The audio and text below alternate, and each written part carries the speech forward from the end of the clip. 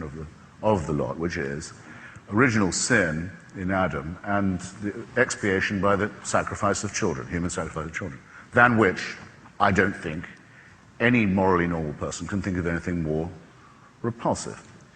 So that it is, I'm afraid, innate that there is to be cruelty and violence and fanaticism in the religion, and the responsibility is not expiable.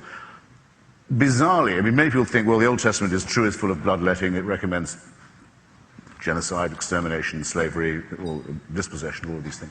The New Testament is more meek and mild. I've given you my comment on that. It's the first time that hell is mentioned. But it is in the Christian version that another whole different kind of immorality is proposed, a worse kind of immorality yet, which is the wicked idea of non-resistance to evil and the deranged idea that we should love our enemies.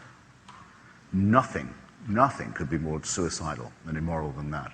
We have to defend ourselves and our children and our civilization from our enemies. We have to learn to educate ourselves in a cold, steady dislike of them and a determination to encompass their destruction. Who here heard anyone after September the 11th in holy orders actually say, oh, well, we must learn to love these people? Did they dare say that then? Of course not. They saw the emptiness and the futility and the immorality of what they would have been caught saying if they'd even tried it.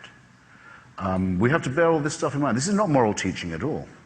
We have to survive our enemies. We have to learn to destroy them, especially because they too are motivated by the hectic, maniacal ideas of monotheism, which really seeks and yearns for the destruction of our planet and the end of days. And that's why it's not moral. That's why we have to outgrow it and defeat it. I have a feeling you want to comment. Well, I'd like to comment. First of all, I do not think that the principle of trying to love your enemies leads to these things at all. I think it, if anything, leads to the obviation of violence. It does not mean we have to ignore moral issues. It means that we see these people as human beings, as someone who, in effect, bears the same flesh and blood as us. And it may mean that we want to try and resolve the issue, saying we believe you are wrong, but it's also trying to avoid dehumanization. And it seems to me this really is a very significant question I'd like to pursue. That, I mean, I may have misunderstood you, but what you seem to be proposing is to see your enemies in dehumanized form. And for me as a Christian, I could not do that, because I have to see even my enemies as those who God has made and loved. And therefore, even though I may dislike them intensely, I have to show that love and compassion towards them and see them as human beings, not as the other, the enemy.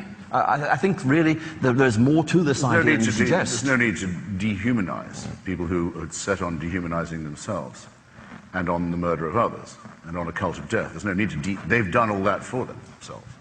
But what do you like someone once accused me of trying to assassinate his character, and I said, no, your character committed suicide a long time ago.